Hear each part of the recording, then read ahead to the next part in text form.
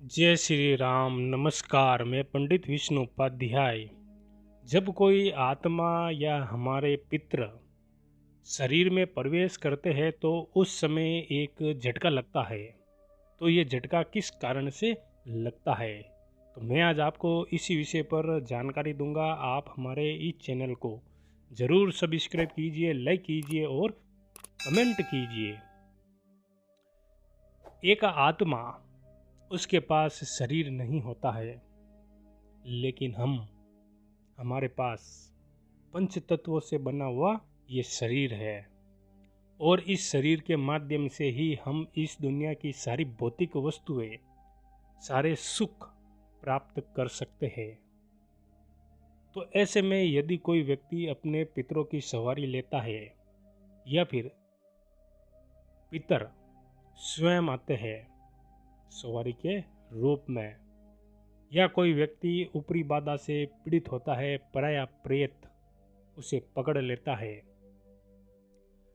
तो इन सब घटनाओं में कहीं ना कहीं आपने देखा होगा कि जब भी सवारी आती है तो वो व्यक्ति, उसे एक जोरदार झटका लगता है। लेकिन जो पराया प्रेत होता है, ऊपरी बाधा, वो अगर कभी हमारे शरीर में प्रवेश करे तो वो इतना बुद्धिमान होता है कि वो अपने प्रभाव को बिल्कुल कम करके हमारे शरीर में प्रवेश कर लेता है। उसके बाद जो हम इस संसार में जितने भी भौतिक सुख प्राप्त करते हैं, हमारे साथ साथ ये पराया प्रेत भी प्राप्त कर लेता है। तो आत्मा इस प्रकार से भी हमारे शरीर में आके, सूक्ष्म रूप से भी आकर इन भौतिक वस्तुओं को ग्रहण कर लेती है और हमें पता भी नहीं चलता। और इसके अलावा एक होता है मध्यम श्रेणी का झटका। जो आत्मा कमज़ोर होती है, जिसे अपनी शक्तियों का भान नहीं होता है कि शरीर में प्रवेश कैसे किया जाए या कैसे नहीं किया जाए, तो ऐसी आत्मा यदि किसी के शरीर में आती है तो वो उस व्यक्ति को एक मध्यम श्रेणी का झटका लगता है।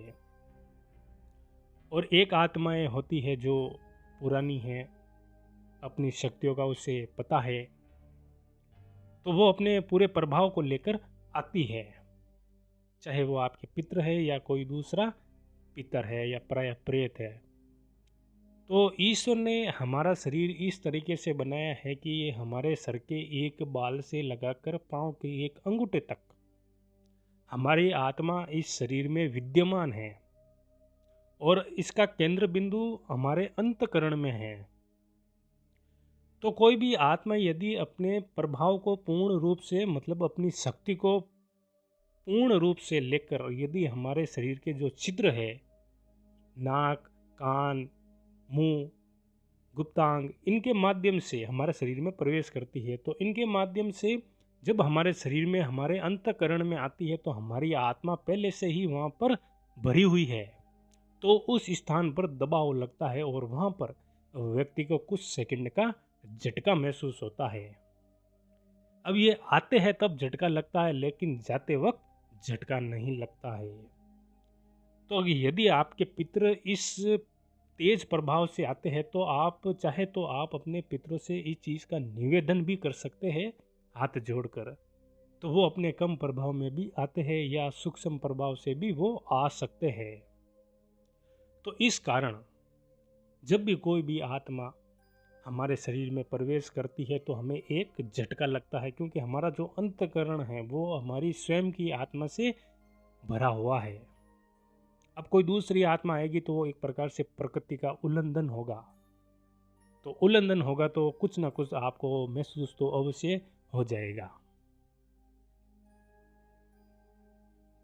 तो ये आत्माएं तीन प्रभाव से हमारे शरीर में प्रवेश कर सकती है। दोस्तों, मैं आशा करता हूँ इस जानकारी से आपको अवश्य लाभ ही होगा। आप हमारे इस चैनल को ज़रूर सब्सक्राइब, लाइक और कमेंट कीजिए। नमस्कार। जय श्री राम।